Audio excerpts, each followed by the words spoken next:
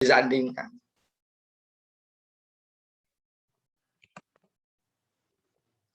Ada tenter hari ini ya katanya kalian ya? Ya. Tes.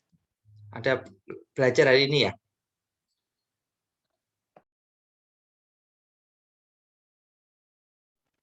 Bang tahu, Pak. Malam Jumat kemarin, Pak.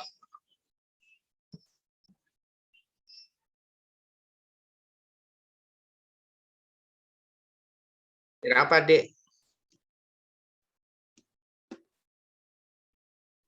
Oke, baik. Izinkan saya untuk memulai. Kami dari kelompok 6. Teman-teman kami hari ini akan mempresentasikan soal mekanisme pendataan UTS tahun 2017. Nah, untuk presentasi pertama akan dimulai dari Aprilio Redina.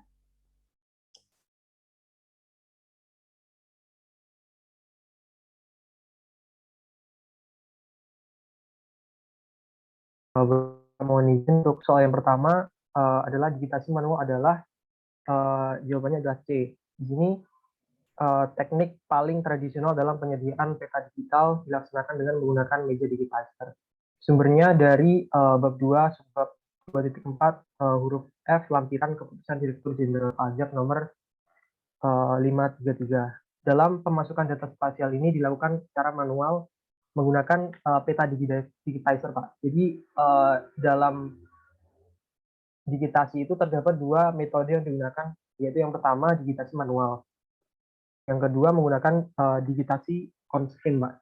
Jadi untuk yang digitasi manual ini yang paling tradisional atau yang paling sering digunakan mungkin dulu ya, Pak. Mungkin sekarang menggunakan on-screen ya sebenarnya. Kemudian untuk yang kedua, tata cara digitasi manual adalah dikerjakan dengan meletakkan peta foto di atas papan digitasi dan memasukkan data koordinat seluruh elemen pada peta melalui pena digitizer. Sumbernya sama, masih menggunakan lampiran keputusan Dirjen nomor 533 tentang petunjuk pelaksanaan pendaftaran, pendataan dan lain pajak dan subjek pajak bumi dan bangunan dalam rangka pembentukan atau pemeliharaan basis data sistem manajemen informasi objek pajak atau SISMIO. Kemudian lanjut ke soal yang ketiga, proses penyiaman atau scanning adalah B, yaitu proses konversi data analog. B, proses pemetaan digital yang dihasilkan dari format raster yang kualitasnya tergantung pada kualitas peta analog serta resolusi scanner yang digunakan. Jadi proses konversi data analog ke format digital secara otomatis dikenal dengan istilah penyiaman atau scanning. Kemudian alat yang digunakan menggunakan scanner ya, Pak. Dengan memasukkan peta analog ke dalam scanner. Secara otomatis bisa didapatkan peta digital dari peta analog.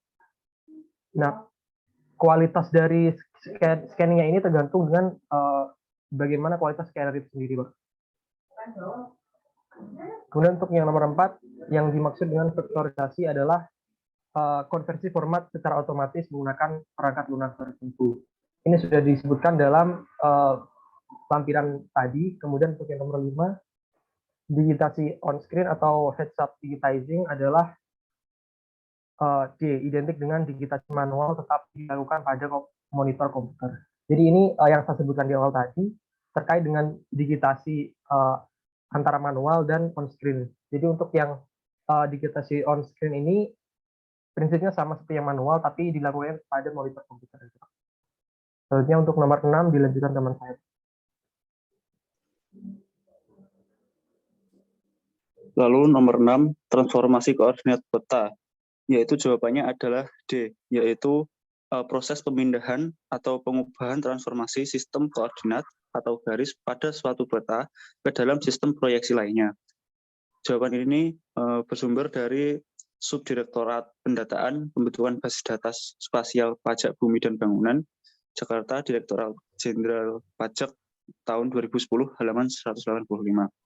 Lalu nomor 7, registrasi peta, yaitu jawabannya D, adalah salah satu metode transformasi koordinat yang dilaksanakan melalui proses pemberian koordinat pada suatu peta yang tidak berkoordinat bumi atau non-earth, sehingga peta tersebut mempunyai koordinat bumi. Jawaban ini bersumber dari Subdirektorat Pendataan tahun 2010, pembentukan basis data spasial pajak bumi dan bangunan dari Jakarta Direktorat Jenderal Pajak. Nomor 8, unsur pokok SISMIOP, yaitu jawabannya adalah B, yaitu nomor objek pajak, blok zona nilai tanah atau ZNT, daftar biaya komponen bangunan, dan program komputer. Jawaban didapat dari bab 1 subbab 1.5 lampiran keputusan Direktorat Jenderal Pajak nomor 533 tahun 2000 tentang petunjuk pelaksanaan pendaftaran, pendataan, dan penilaian objek pajak dan subjek pajak bumi bangunan dalam rangka pembentukan dan pemeliharaan basis data sistem manajemen informasi objek pajak. Nomor 9, blok adalah, jawabannya adalah A, yaitu zona grafis yang terdiri dari sekelompok objek pajak yang dibatasi oleh batas alam dan atau buatan manusia yang bersifat permanen atau tetap. Lalu nomor 10, pengertian zona geografis adalah, jawabannya adalah D, terdiri atas sekelompok objek pajak yang mempunyai satu nilai indikasi rata-rata yang dibatasi oleh batas penguasaan atau kepemilikan objek pajak dalam satu satuan wilayah administrasi pemerintah, desa atau kelurahan tanpa terikat pada batas blok. Jawaban ini bersumber dari bab 1 subbab 1.3 angka 44 lampiran keputusan Direktorat Jenderal Pajak nomor 533 tahun 2000 tentang petunjuk pelaksanaan pendaftaran, pendataan, dan penilaian objek pajak dan subjek pajak bumi bangunan dalam rangka pembentukan dan atau pemeliharaan basis data sistem manajemen informasi objek pajak. Baik, selanjutnya untuk nomor 11, pertanyaan adalah pendataan PBB. Pendataan PBB, nah di sini kami menjawab C, yaitu kegiatan yang dilaksanakan oleh kantor pelayanan pajak atau pihak lain yang ditunjuk oleh Direktorat Jenderal Pajak dan selalu diikuti dengan kegiatan penilaian. Nah, dalam melakukan pendataan ini digunakan formulir skop dan dilakukan sekurang-kurangnya untuk satu wilayah administrasi. Nah, untuk wilayah administrasinya ini adalah wilayah desa atau kelurahan. Nah, ada baiknya adalah kegiatan pendataan ini tuh selalu diikuti dengan kegiatan penilaian objek pajak. Nah, dalam PMK nomor 48 tahun 2021 juga menyebutkan pendataan adalah kegiatan yang dilakukan oleh Direktorat Jenderal Pajak untuk memperoleh, melengkapi, dan menata-usahakan data objek pajak dan atau wajib pajak termasuk informasi geografis objek pajak untuk keperluan administrasi perpajakan. Baik, selanjutnya nomor 12. Pertanyaannya adalah pendaftaran PBB. Nah, pendaftaran PBB sendiri diartikan sebagai kegiatan yang dilakukan oleh wajib pajak atau Direktorat Jenderal Pajak untuk mendaftarkan objek pajak yang belum terdaftar dalam sistem administrasi perpajakan Direktorat Jenderal Pajak. Nah, mungkin di sini teman-teman mungkin masih ada yang bingung ya, apa perbedaan antara pendaftaran dan juga pendataan. Nah, dari beberapa buku yang saya baca, jadi cerita itu kayak gini. Sebelumnya kan untuk mendata suatu objek pajak kan dilakukan pendaftaran. Nah, pendaftaran itu sendiri kan sifatnya wajib pajak itu melakukan pendaftaran secara mandiri gitu ya, karena prinsip perpajakan di Indonesia kan self-assessment. Jadi wajib pajak itu lebih aktif daripada petugasnya. Nah, namun karena beberapa kondisi di wilayah tertentu, misal masyarakatnya itu belum begitu memahami bagaimana cara melakukan pendaftaran dan atau mungkin kurangnya kesadaran wajib pajak dalam melaporkan objek pajaknya, jadi tidak dilaporkan gitu ya, tidak teradministrasi di pusat, sehingga pada saat itu DJP dengan semangat pelayanan mengganti mekanisme pendaftaran menjadi pendataan gitu ya. Nah, dan mekanisme pendataan ini pihak yang lebih aktif itu adalah petugasnya. Jika sebelumnya pendaftaran itu aktifnya itu di si wajib pajaknya, petugasnya pasif, tapi dalam pendataan ini yang aktif adalah petugasnya. Jadi petugas bahkan bisa langsung dari rumah ke rumah untuk menyampaikan formulir untuk diisi. Oke, selanjutnya nomor 14.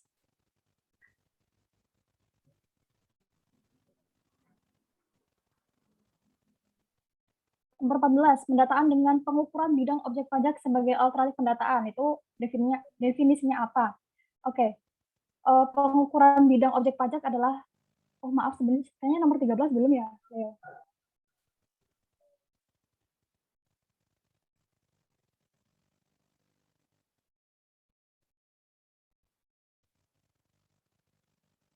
Oke, pendataan dengan verifikasi data objek pajak. Nah, kata kunci yang bisa kita ambil di sini adalah untuk alternatif pendataan ini tuh dilaksanakan pada daerah atau wilayah yang sudah mempunyai peta peta garis, peta foto, dan sudah mempunyai data administrasi pembukuan pajak pembinaan bangunan 3 tahun terakhir. Nah, jadi di sini jawabannya adalah C. Kita menggarisbawahi adalah 3 tahun terakhir. Jika kita lihat opsi A itu adalah 2 tahun terakhir, kurang tepat ya. Kemudian yang B itu 5 tahun terakhir juga kurang tepat. Yang C 3 tahun sudah sesuai dengan definisi gitu ya. Yang D itu juga 5 tahun belum tepat. Jadi kita memilih jawaban C. Oke, selanjutnya untuk nomor 14, pendataan dengan pengukuran bidang objek pajak sebagai alternatif pendataan. Dalam alternatif pendataan itu hal-hal yang bisa kita garis bawahi adalah bagian pengukurannya. Nah, pengukuran ini dilakukan oleh petugas langsung gitu ya. Mereka ke lapangan untuk mengukur objek pajaknya. Jadi dibandingkan dengan alternatif yang lain, pendataan alternatif dengan pengukuran objek pajak ini membutuhkan waktu yang lebih lama sehingga indeks prestasi kerjanya itu 10 objek per hari gitu ya. Nah, dari definisinya sendiri itu diartikan sebagai kegiatan pendataan yang dilakukan ke daerah atau wilayah yang hanya memiliki sketsa, peta desa atau kelurahan, dan atau peta garis atau foto. Namun peta ini tuh belum bisa digunakan untuk menentukan letak relatif objek pajak. Jadi sudah ada peta, sudah ada foto gitu ya, tapi belum bisa menunjukkan lokasi relatif dari objek pajaknya gitu. Oke, selanjutnya nomor 15, pemberian nomor blok dilakukan dengan cara jawabannya adalah C, yaitu nomor blok itu terdiri dari 3 digit, dimulai dari kiri atas. Jadi saat kita memberikan nomor blok itu kita mulai dari kiri atas, kemudian kita ke kanan, terus kita ke bawah gitu ya, seperti spiral gitu, dari kiri atas ke kanan turun gitu. Nah, dalam pemberian nomor ini kita memberikan nomor pada objek dalam suatu daerah, suatu kelurahan atau desa gitu ya. Oke, selanjutnya akan dilanjutkan Sabil. Baik, soal selanjutnya itu nomor 16, pembuatan JNT merupakan kegiatan dari tanggung jawab A, yaitu pembuatan tabel klasifikasi, perubahan NIR, dan pembuatan tabel JNT. Ini bersumber dari Pedoman Umum Pengelolaan Pajak Pembinaan Bangunan, Pedesaan, dan Perkotaan yang ditulis oleh Kemenku. Selanjutnya itu nomor 17, pendataan dengan pengukuran bidang objek pajak dilaksanakan dengan kami menjawab D, itu tertulis dari yang pertama dengan menggunakan konsep sketch atau peta blok, petugas lapangan mengadakan pengukuran batas-batas objek pajak. Terus selanjutnya ada kegiatan tersebut dilakukan pada setiap bidang objek pajak yang setelah selesai mengukur satu objek pajak langsung diberi NOP atas bidang objek pajak tersebut dan ditempel stiker NOP bagi objek pajak yang ada bangunannya. Selanjutnya, petugas lapangan mengisi pada objek dan subjek pajak pada SPOP. Lalu yang ketiga, ada setelah SPOP diisi, maka petugas lapangan mengkonfirmasi kepada subjek pajak atau kuasanya. Selanjutnya, dalam hal SPOP belum dapat dikonfirmasi kepada subjek pajak atau kuasanya, maka dibuatkan salinan SPOP dan diserahkan kepada aparat desa atau kelurahan atau pihak lain yang berkompeten untuk dituliskan kepada subjek pajak disertai dengan tanda terima SPOP. Dan yang terakhir yaitu setiap hari petugas lapangan mengumpulkan SPOP yang telah dikonfirmasi kepada subjek pajak atau kuasanya. Lalu nomor 18, satuan sudut cara sentisimal adalah satu lingkaran dibagi menjadi 400 bagian, yang satu bagiannya disebut grade. Nomor 19, satuan sudut cara radian, yaitu besarnya sudut yang dibentuk oleh dua buah jari-jari lingkaran berjari-jari 1 meter dan membentuk busur sepanjang juga 1 meter. Nah, dengan kata lain, sudut pusat yang berhadapan dengan bagian busur yang panjangnya sama dengan jari-jari lingkaran. Lalu nomor 20,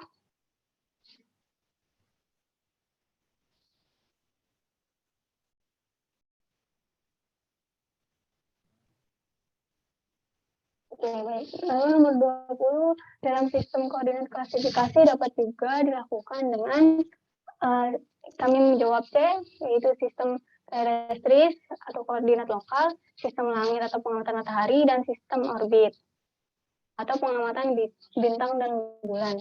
Ini bersumber dari bahan ajar yang ditulis oleh Komardi. Selanjutnya yang esai nomor 1, Salah satu hasil pendataan dan penilaian yang perlu mendapatkan perhatian khusus adalah NJOP. Kita diminta untuk menjelaskan dan apabila perlu dibuatkan skemanya. Baik. Jadi kegiatan pendataan dan penilaian objek dan subjek PBB yaitu kegiatan pokok yang harus dilaksanakan oleh Fiskus, dalam hal ini pemerintah kabupaten atau kota.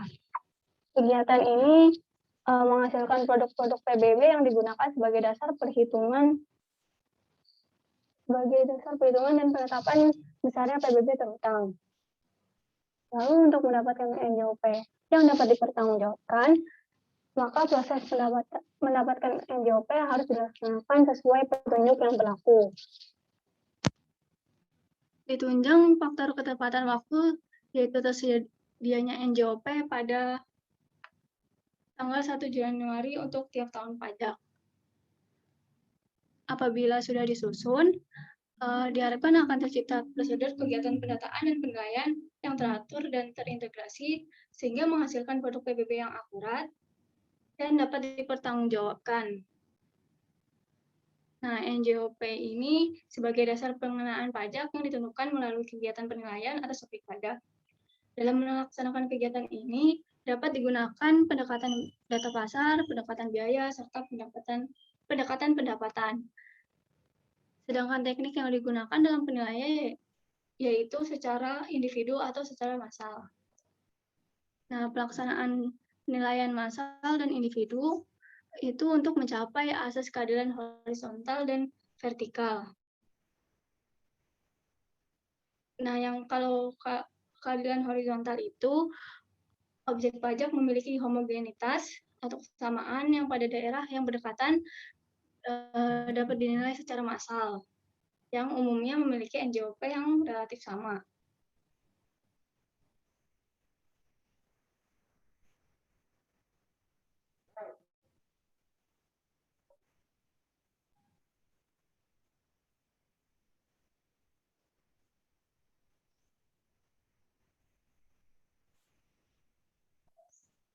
Lalu ada keadilan vertikal, itu objek pajak yang memiliki karakteristik khusus dan bernilai ekonomis yang tinggi dibandingkan objek pajak lain, yang seharusnya memiliki dasar pengenaan pajak yang lebih tinggi. Jadi ini harus dilakukan penilaian secara individu untuk menentukan NJOP-nya. Nah, berikut ada skemanya. Oke, selanjutnya itu ada struktur utama penyusunan penilaian massal. Ada 3 komponen, yaitu NJOP bumi yang dihitung berdasarkan NIR yang terdapat pada JNT. Lalu yang kedua ada NJOP bangunan dihitung berdasarkan daftar biaya komponen bangunan yang dikurangi penyusutan fisik. Dan yang terakhir itu ada perhitungan penilaian massal yang dilakukan dengan menggunakan program komputer atau kita kenal sebagai CFV dengan kriteria yang sudah ditentukan. Untuk yang nomor 2 akan dijelaskan oleh teman saya. Oke, selanjutnya untuk nomor 2 yaitu jelaskan apa yang saudara ketahui tentang analisis harga pasar dan asesmen sales ratio sebagai sajian atas informasi yang digunakan dalam penilaian. Nah, sebenarnya dalam menjawab ini saya belum menemukan jawaban yang tepat, tapi saya akan mencoba untuk menjawab apa yang saya ketahui dari analisis assessment ratio, sales ratio, dan juga analisis harga pasar. Nah, untuk yang pertama, analisis assessment sales ratio itu adalah Oke, saya kasih ini, Mbak. Halo, Mbak. Kasih teorinya sebentar, iya. saya cari bukunya ya. Sambil ngomong saya cari ada bukunya itu, Pak. Tulisannya Pak Darwin. Pernah diajar nggak Pak Darwin? Belum pernah, Pak. Kalian ada ngomong, Pak pernah cari bahannya, saya share di grup ya. Iya, boleh, Pak. Terima kasih. Lanjut aja ngomong lagi aja, silahkan. Ya, Pak. Nah, baik, selanjutnya saya akan mencoba untuk menjawab. Jadi, analisis assessment ratio itu adalah, jadi gini cara gambarnya, dia itu digunakan untuk menganalisis apakah rata-rata NJOP bumi yang ditetapkan itu sudah sebanding dengan rata-rata yang ada di harga pasarnya gitu. Apakah sudah apakah mungkin terlalu jomplang atau mungkin udah sama gitu. Jadi digunakan untuk perbandingan apakah NJOP yang sudah ditetapkan itu bagaimana terhadap rata-rata di pasar gitu ya. Nah, kegunaan dari studi ini yang pertama adalah untuk mengevaluasi dan memperbaiki jika di suatu wilayah itu terlalu tinggi atau terlalu rendah nilainya. Jadi kalau misalnya ada terlalu tinggi dan terlalu rendah itu bisa segera dilakukan evaluasi dan juga diperbaiki gitu. Untuk yang kedua yaitu digunakan untuk menentukan daerah mana yang perlu dilakukan penilaian kembali. Mungkin di suatu wilayah itu sudah berkembang gitu ya. Nah, karena mungkin sudah sangat berbeda, nilainya juga berbeda gitu, maka perlu dilakukan penilaian ulang. Kemudian yang ketiga yaitu adanya keadilan dalam penetapan PBB agar konsisten untuk properti yang bernilai tinggi dan juga bernilai rendah. Nah, selanjutnya untuk analisis harga pasar yaitu penentuan NJOP. Jadi gini, penentuan NJOP itu kan dengan harga pasar gitu ya. Karena harga pasar itu dia merupakan cerminan ya, cerminan nilai harga pasar wajar yang ada pada suatu waktu dan tempat tertentu dan dalam keadaan tertentu. Jadi harga pasar itu kan mencerminkan nilai suatu properti gitu ya. Dan itu kayak kita perlu melakukan analisis harga pasar karena analisis harga pasar ini akan kita gunakan sebagai dasar penentuan nilai dalam penetapan PBB gitu. Jadi itu saja yang bisa saya sampaikan. Jadi nomor 3 akan dilanjutkan oleh Ganggas. Yang selanjutnya adalah nomor 3, soalnya yaitu buatkan skema tentang pemeliharaan basis data PBB dengan cara mengisi kotak-kotak di bawah ini. Jadi ada 2 bagian penting dalam pemeliharaan basis data.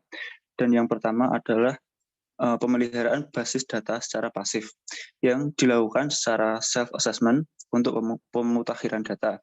Lalu yang bagian kedua ada pemeliharaan basis data secara aktif dan kegiatannya yaitu terdiri dari yang pertama ada penyempurnaan ZNT atau NIR, lalu yang kedua ada pemeliharaan basis data atribut objek dan subjek pajak, lalu yang ketiga ada pemeliharaan basis data peta digital.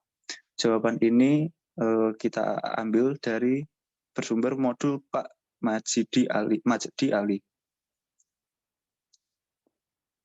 Lanjut. Untuk berikutnya yang nomor 4, jelaskan apa yang saudara ketahui tentang pemeliharaan basis data aktif. Paparkan dengan jelas. Jadi di sini pemeliharaan basis data secara aktif ini berdasarkan lampiran KEP 533 tahun 2000 merupakan dilaksanakan untuk tahun pajak berjalan, digunakan untuk ketetapan tahun pajak yang akan datang dan pada umumnya secara massal atau dasar rencana kerja yang telah disusun oleh kantor pelayanan PBB sesuai dengan prosedur yang telah ditetapkan dalam rangka pembentukan basis data SISMIO. Nah, untuk kegiatan sendiri tadi sudah disebutkan oleh Mas Ganggas. Yang pertama yaitu penyempurnaan JNT atau NIR. Untuk tahapannya seperti yang sudah kita ketahui, yang pertama menentukan atau mengevaluasi NIR yang terdapat dalam suatu wilayah objek pajak. Yang kedua mengadakan penyempurnaan NIR dan kode JNT apabila berdasarkan hasil analisis bagaimana dimaksud di atas ternyata terjadi perubahan dari yang telah ditentukan dalam pembentukan basis data. Yang ketiga, hasil analisis dikonfirmasikan terlebih dahulu dengan pemerintah daerah dan instansi terkait. Kemudian yang keempat, perubahan NIR dan kode JNT dicatat pada formulir zona nilai tanah dan formulir pemutakhiran kode JNT. Kemudian untuk kegiatan yang kedua yaitu pemeliharaan basis data, atribut, objek, dan atau subjek pajak. Kegiatan ini dilaksanakan apabila menurut perkiraan tingkat ketidakcocokan data atribut objek pajak yang ada pada basis data dengan data real di lapangan minimal 20%. Alternatif kegiatannya bisa melalui verifikasi data objek pajak. Kemudian kegiatan yang ketiga adalah pemeliharaan basis data peta digital.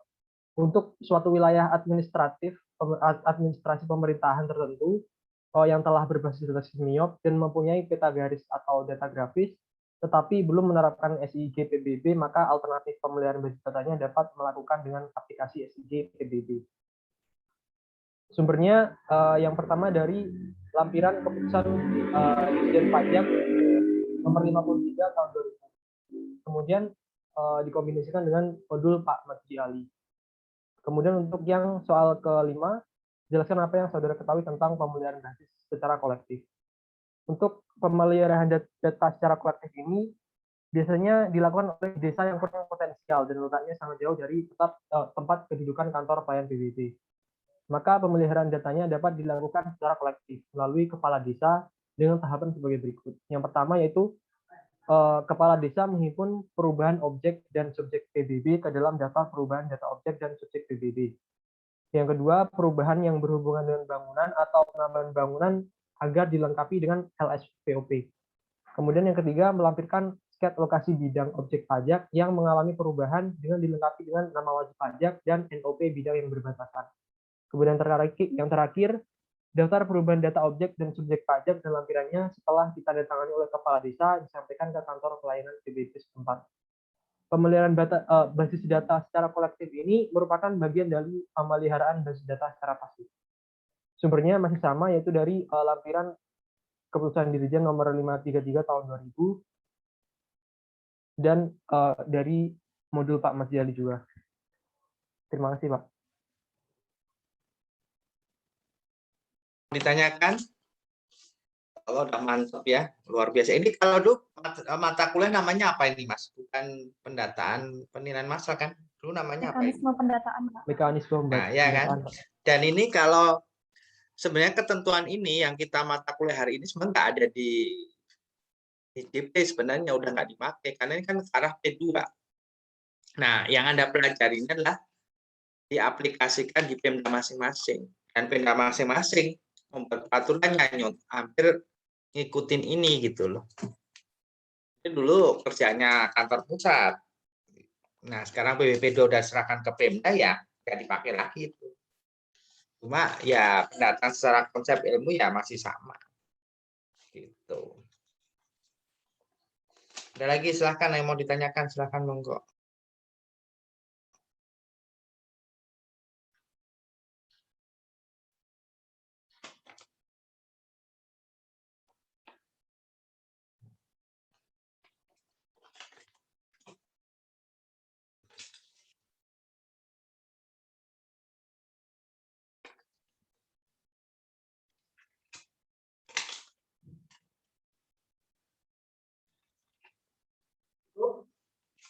Saya mau presentasi nanya terkait dengan tugas itu.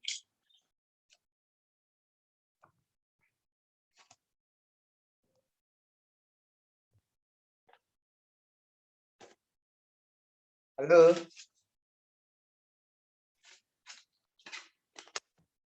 Yang nanya enggak? Itu tugas untuk kelompok udah oke ya? Gimana Pak? Mbak Ketua? Mbak PIC ya? Mbak Aulia ya? Iya Pak, saya dengan Vindi BIC-nya. Gimana?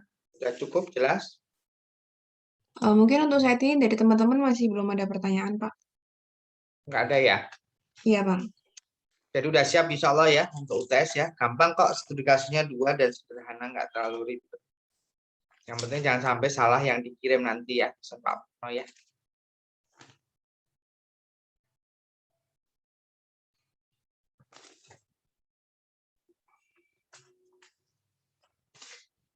Cukup? Kita mau diskusi contoh UAS 1 dong, siapa? Ada yang bisa presentasiin nggak? Pengen tahu UAS tahun lalu kayak yang terbaru deh. Iya Pak, baik saya tanyakan dulu untuk kelompok UAS 2020.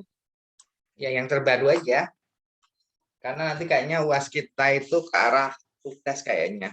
Tapi kita lihat aja. Cuma kan tugas Anda udah menyiapkan. Nggak enak gitu. Tugasnya yang Anda kerjakan itu. Ya, siapa mau presentasi yang terbaru aja? Pak, 3 tahun doang kan ya? Biar tahu gambaran aja. Iya Pak, 3 tahun ke belakang. 3 tahun belakang. Kalau UTS kan 4 kemarin. Pak, saya mau izin untuk stop share ya, Pak.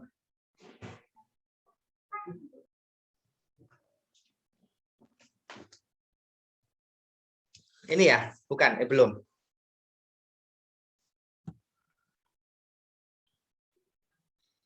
Ya, jaga kesehatan ya. Anda ujiannya ternyata lama ya waktunya ya, 2 minggu ya.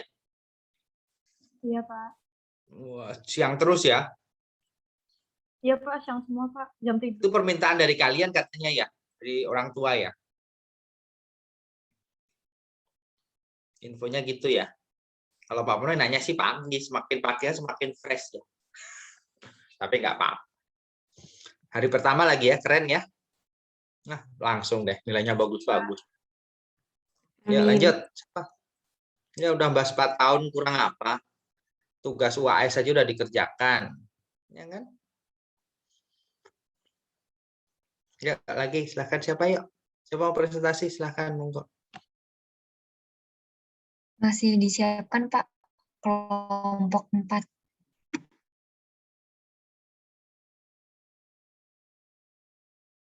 Silahkan kalau mau nanya silahkan.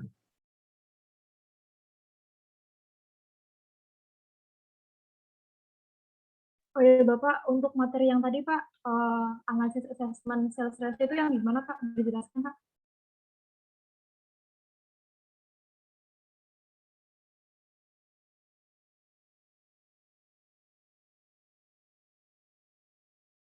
Masih mirip Pak. Namanya kan assessment sales ratio. Jadi ke arah penjualannya itu berapa? Harga penjualan dengan harga NJOP itu berapa? Perbandingannya itu di situ intinya. Jadi misalnya Anda kan sudah tentukan nilai NIR-nya, misalnya NIR-nya berapa? NIR-nya misalnya semeter 1 juta. Ternyata harga jualnya rata-rata sono 2 juta. Berarti kan rata-rata harga NIR sama jual beli kan hampir setengahnya kan ya. 50%-nya kan ya, NJOP masih lebih rendah kan ya. Ya kan? Ya enggak? Ya Pak. Nah, itu bisa artinya ya pemerintah kemungkinan masih bisa menaikkan lagi gitu loh. Makanya dilakukan asesmen sales ratio itu. Kalau saya cari buku nggak ada, saya itu punyanya Pak Darwin itu. Yang dulu dosen saya juga, sekarang Widya di Pusdikat Pajak. Asesmen, jadi asesmen sales ratio. Berapa sih perbandingannya? Dan sampai NJOP itu lebih tinggi dibanding harga penjualan. Gitu. Jelas ya? Tuh di situlah. Berarti dibandingkan, terus kalau misalnya ada yang beda banget gitu, kayak dilakukan penyesuaian gitu kayak dilakukan kajian ulang gitu ya Pak? Iya, artinya ya berarti tahun ini nggak dinaikkan lagi deh kan gitu ya. Jadi peningkatan harga NJOP itu biasanya pelan-pelan nggak segratis itu. Kayak contohnya yang Pak Purno tinggalin ini ya, rumah ini NJOP-nya itu 6 juta. Harga pasarannya 8 juta. Artinya apa? Kemungkinan besar NJOP masih bisa naik kan itu ya. Ya enggak?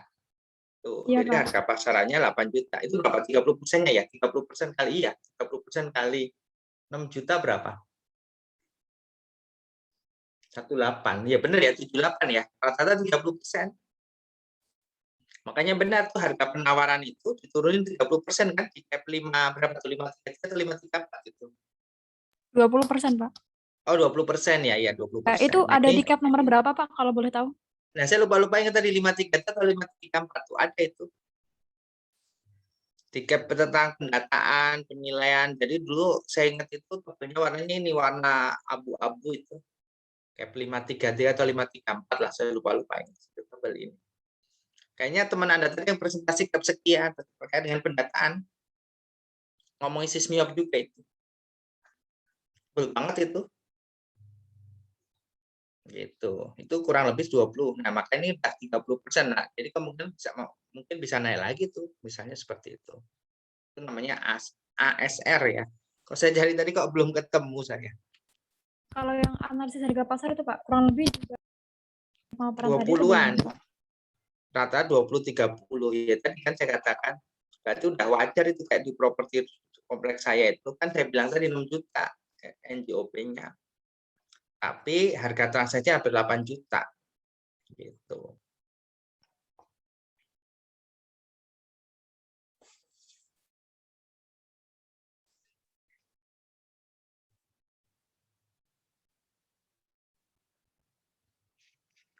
Ya, silahkan yang mau ini lagi. Udah siap ya? Berarti luar biasa ya. Anak produk itu siap aja, sudah siap. Apalagi online kayaknya semangat banget ya, online sekali ya. Ya, Mbak Popi. Dengan senyumannya Mbak Popi.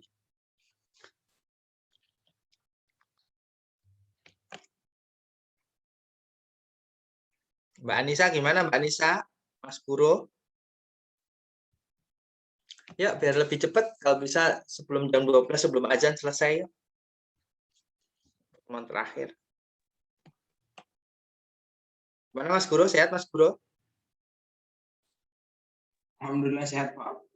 Yang Bentar penting itu ya. presentasi siap dulu ininya apa Oh, bahan Mas Guru yang presentasi ya. Aduh, memang mendadak kita ya. Habis ya, Pak. tugasannya nggak ada yang nanya. Anda itu mulai belajar ini buat kita biar cakep nanti kalau misalnya penempatan di Pemda di home base itu kan, tolong dong didata itu. Misalnya, kan belum tahu juga kan penempatannya di mana ya. Kakak kelas saja Belum, masih Pak. bingung penempatannya di mana ya.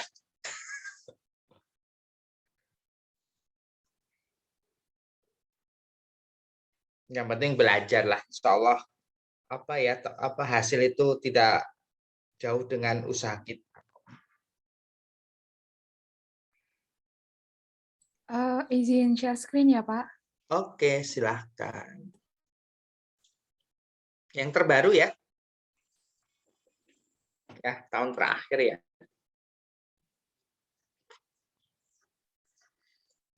Dulu Pak Pono waktu kuliah di STAN kayak gini, ada berapa orang, kelompok, 5 orang udah ngerjain kayak gini aja. Dari soal-soal memburu, itu kerjain bareng-bareng sama teman. Ya, monggo Mbak. Baik Pak, izin kami dari kelompok 4 akan sedikit mempresentasikan hasil dari pembahasan soal ujian akhir semester tahun 2020-2021. Untuk pertanyaan yang pertama yaitu di studi kasus bagian A.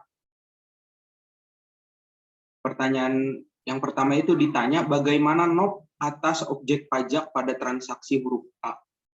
Transaksi huruf A ini yaitu Pak Dwi menjual tanahnya dengan NOP X sekian dengan akhirnya itu 0029 kepada Pak Alif.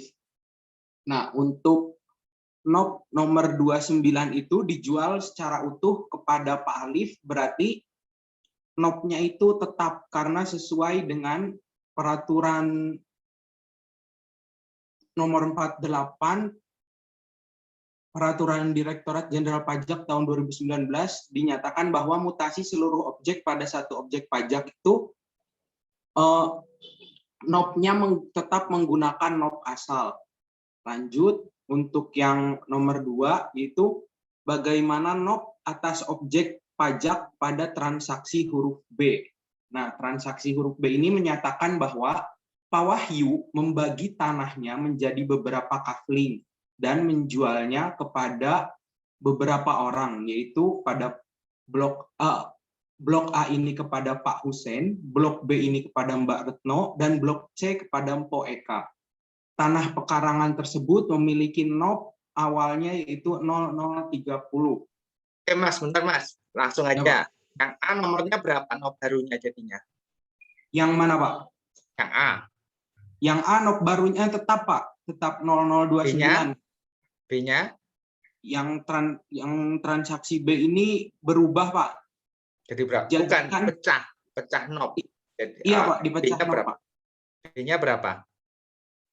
Bentar, yang B-nya itu pokoknya intinya nomor terakhir di blok itu. Iya, yang B-nya itu 213 karena kan diketahui terakhir ya.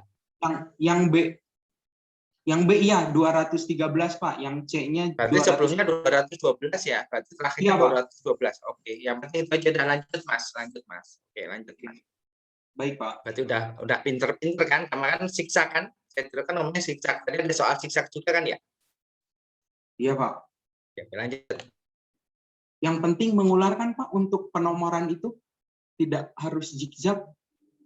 Mohon maaf Pak untuk memastikan. Ya, untuk siksa gini, kalau yang baru, kalau yang lama tak urut aja. Terakhir 2012 berarti 2013, 2014, 2015 itu. Baik Pak. Itu ngacak nanti, nggak mungkin urut terus. Pasti ngacak kalau udah pecah-pecah gitu. Baik, ya. Pak. Terus untuk yang nomor 3 itu NOP atas objek pajak pada transaksi huruf C. Nah, huruf C ini menyatakan bahwa Pak Arif menjual sebagian tanahnya kepada Pak Indra, dinyatakan dalam blok E. Terus Pak Rizky ini blok F, dan NOP tanah Pak Arif ini awalnya itu 028. Nah, untuk 028 ini dapat dipecah jadi DEF. Nah, untuk Pak Arifnya sendiri ini tetap karena masih kepemilikannya, NOP-nya tetap 28. Terus untuk Pak Indra ini melanjutkan NOP yang tadi, jadi NOP-nya 215. Untuk Pak Rizky ini dapat berubah NOP-nya menjadi 216 atau digabung dengan NOP lamanya, yaitu menjadi NOP 31. Digabung dengan tanah yang sebelumnya itu yang luas. Nah, terus untuk pertanyaan nomor gimana, Pak? Bagaimana? 216-nya dihapus, digabung ke 31 toh? Iya, Pak. Betul, Pak. Oke, sip, lanjut. Terus untuk nomor 4, bagaimana perlakuan NOP atas objek pajak dengan nomor 27. Nah, untuk 27 ini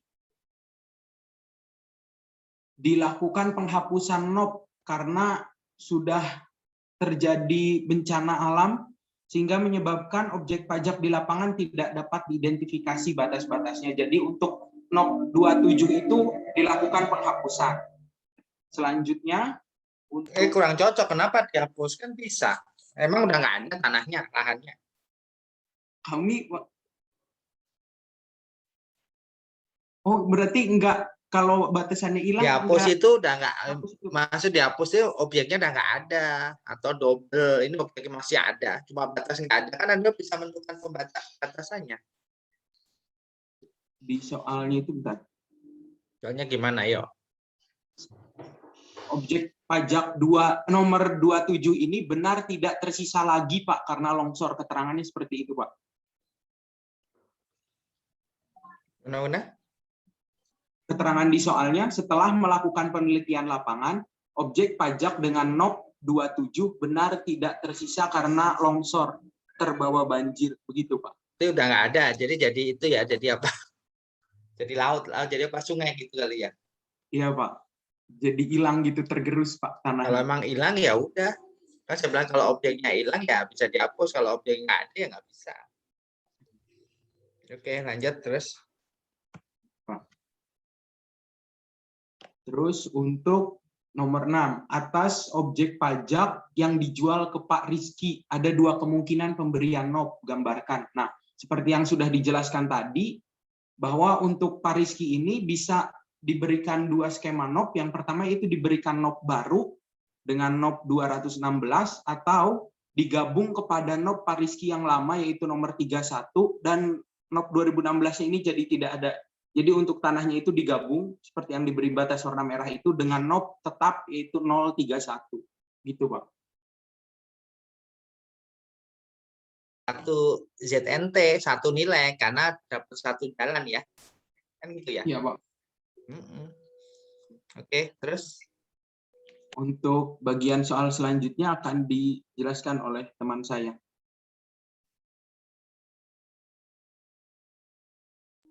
Ini kan tugas yang Anda kerjakan itu kan tugas kelompok ya, benar nggak? Yang tugas tadi kumpulkan hampir mau abju TS, yang per 2 orang, ya kan? Pembuatan kayak gini-gini toh.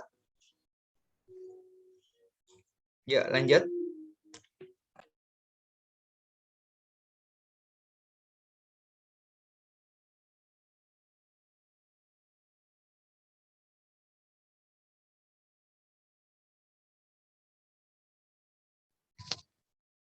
Baik, selanjutnya untuk studi kasus yang B, kita diminta untuk membuat skor atas objek tanah yang satu sampel telah diketahui di soal. Kemudian di situ sudah dijelaskan bahwa tiap variabel antara luas, jarak CBD, jarak kuburan, lebar depan, lebar jalan itu tiap jaraknya sudah diberi skor masing-masing. Kemudian langsung ke jawaban kelompok kami bagian bawah.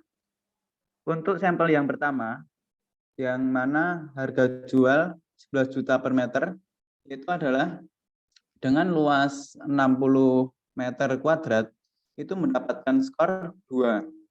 Kemudian selanjutnya jarak CBD dengan jarak 5 km itu mendapat skor 4. Seperti yang sudah dijelaskan di tabel yang diketahui.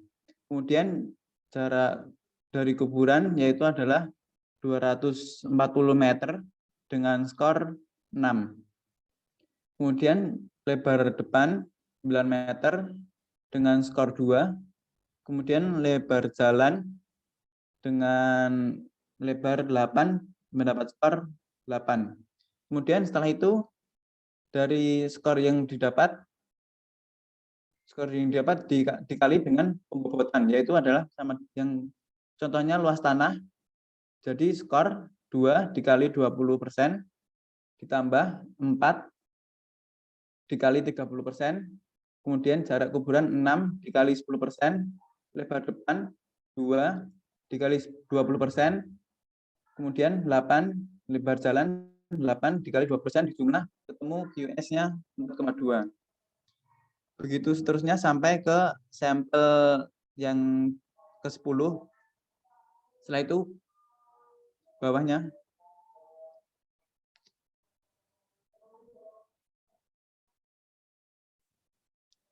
bawain B.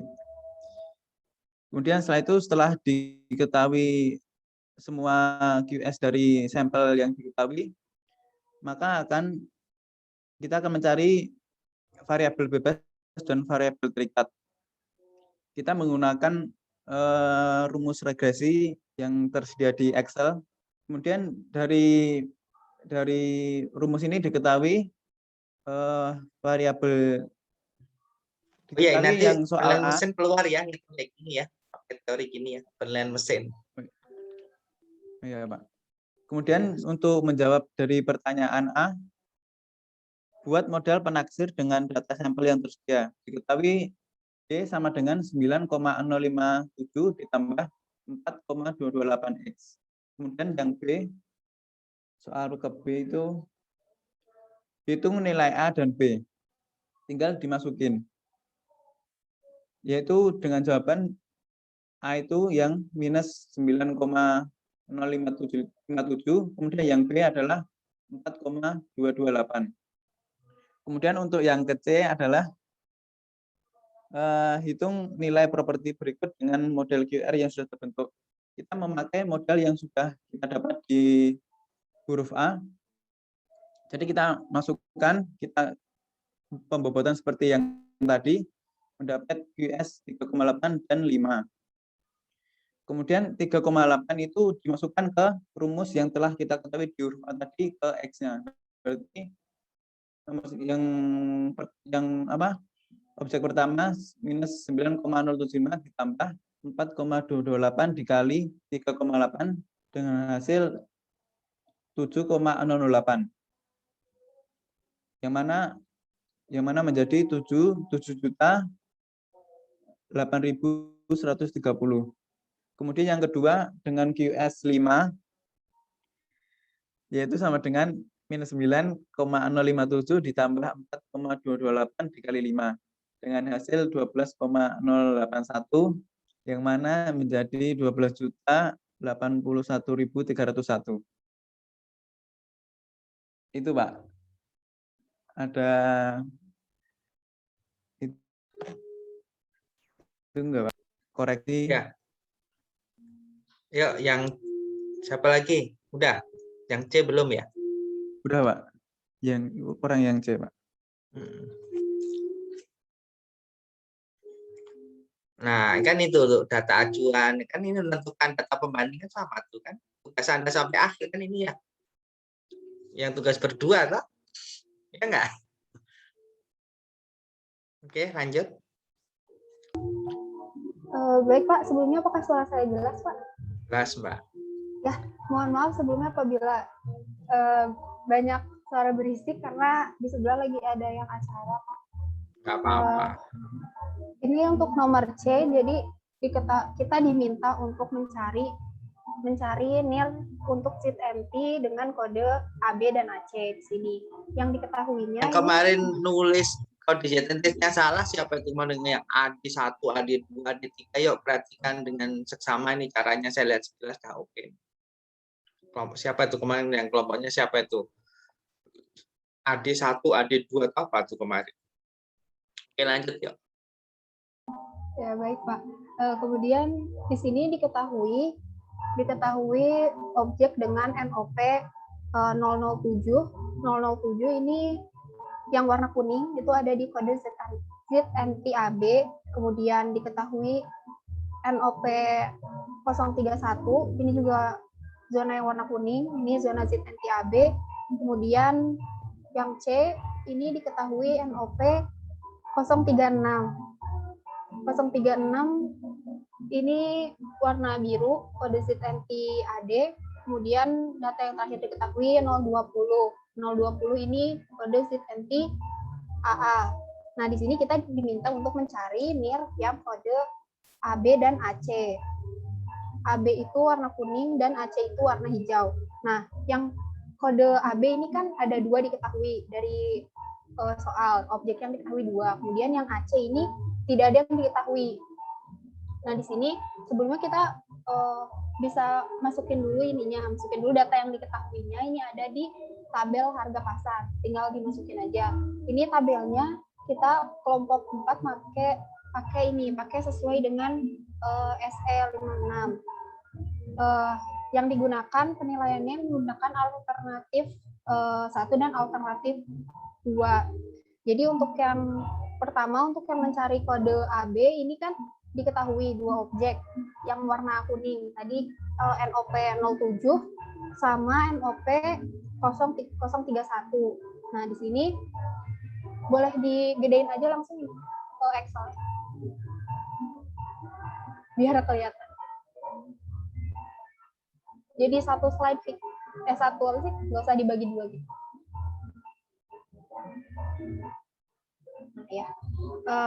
Pertama udah kita masukin di tabel harga pasar 4 data tadi. Kemudian karena kita kan minimal harus tahunya kan 3 data dari zona tersebut, zona yang kita cari. Pertama kita mau cari dulu NIR untuk kode AB. Di sini karena yang kita tahunya 2, kita butuh lagi 1. Jadi menggunakan tabel data acuan. Di kode ZNT-AB ini menggunakan data pembanding dari kode ZNT yang AA.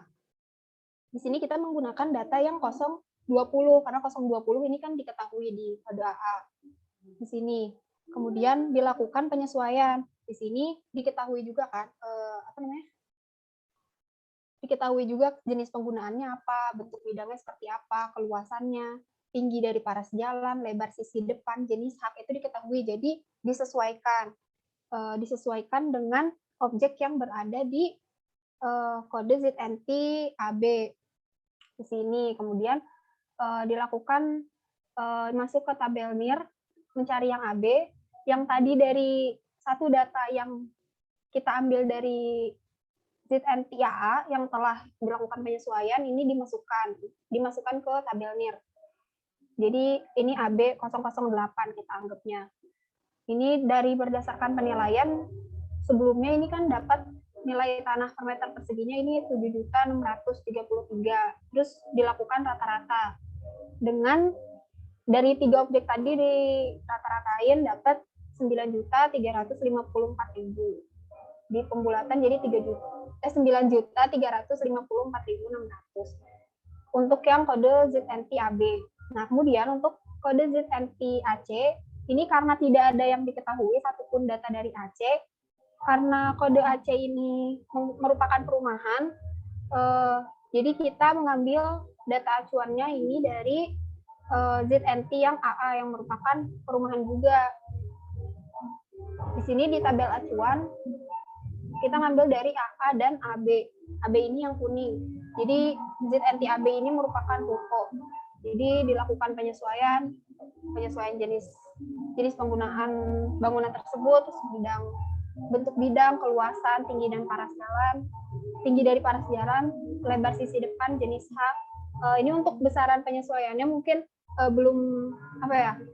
belum fix benar gitu Pak, karena kelompok kami juga masih ragu untuk melakukan penyesuaiannya berapa persennya gitu, tapi kita sesuaikannya plus minusnya benar sih Pak, tapi untuk besaran angkanya ini 5%, 2%, 3% itu masih asumsi kita Pak. Gitu Pak. Jadi untuk yang kode tunjuknya AC, itu di cap 53 atau 534 ini. Oh iya Pak. %, nah itu ada catatan. Nah, nanti kalau seandainya nilai Anda diajukan keberatan apa, Anda masih ingat, oh angka ini dari mana. Misalnya contoh kenapa ini 0, karena sertifikatnya misalnya sama-sama hak milik misalnya, ya kan gitu. Hak gibran, hak milik paling.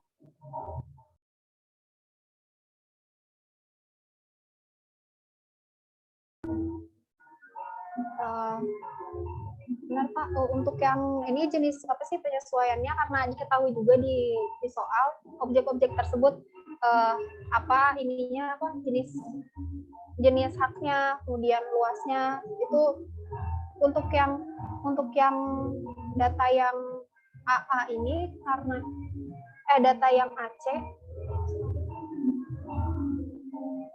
Untuk data yang AC ini karena tidak diketahui satupun, jadi kita mengasumsikan Pak.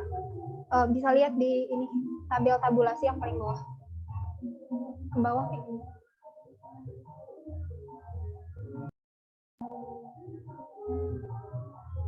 Ya, ke kiri. Ini untuk yang asumsi ini kita tulis ini 3 yang paling bawah ini untuk kode ZNT yang AC yang tidak ada keterangannya sama sekali. Jadi ini kita mengasumsikannya ini jenis penggunaannya rumah tinggal, kemudian luas buminya. Ini kita sesuaikan melihat dari peta yang ada.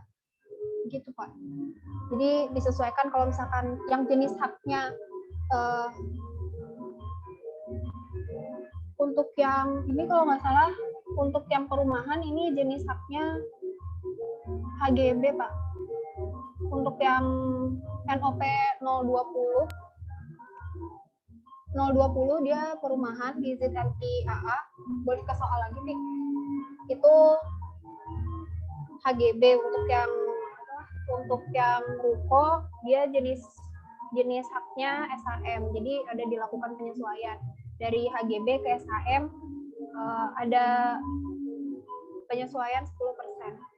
Gitu Pak. Untuk jenis penggunaan dari yang penggunaan ruko ke rumah tinggal ini penyesuaiannya 5%. Mungkin seperti itu Pak. Jadi kemudian didapatkan NIR AB dan AC-nya. NIR AB 9.354.600 dan NIR AC-nya 7.487.800. Untuk runtutan pengerjaannya, saya mengikuti SE 56 seperti tugas kelompok yang kemarin Pak. Mungkin sekian Pak. Mungkin ada koreksi juga Pak.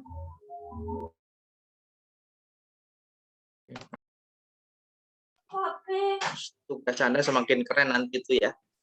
Ya kan ini tugas kayak model tugas yang Anda kerjakan saat ini yang berdua toh. Iya Pak. Oke, ada yang mau ditanyakan lagi nggak? Cukup? Mana Mas Satrio? Cukup Mas Satrio? Pak.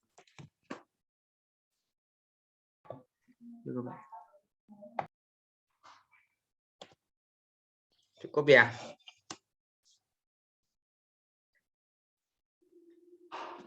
Tadi udah tahu gambaran ya. Jadi mata kuliah pendataan dan pilihan master udah nyambung ya, arahnya kemana gitu ya.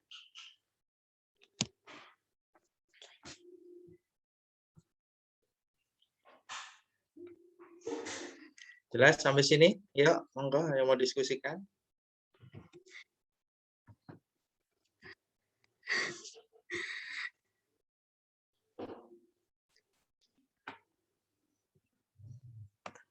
Mohon maaf Pak, tadi ingin menanyakan yang KEP 53 tadi, KEP 53 apa ya Pak? Aduh, HP saya lagi saya cas. Nanti saya share ya. 53 atau 534 lupa saya. Tak share ketentuan PBB deh terkait dengan PBB. Baik Pak, terima kasih Pak. Ada itu. Jadi untukan ini sekian.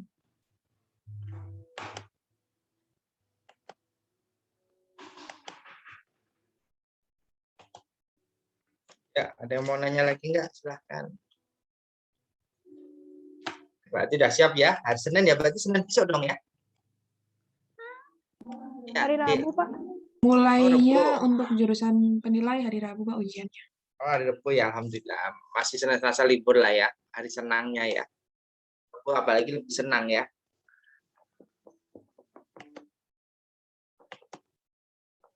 Ya, ada lagi sebelum kita akhirin. Mas Muhammad Khalidafa.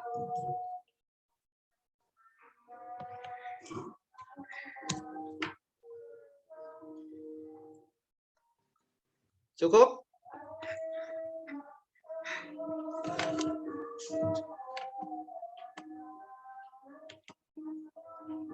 Cukup ya? Sepertinya cukup, Pak, Oke. dari teman-teman. Baik, good luck. Jaga sehat, semangat ya. Terima kasih. Assalamualaikum warahmatullahi wabarakatuh. Waalaikumsalam warahmatullahi wabarakatuh. Terima kasih, Pak. Ya, sama-sama.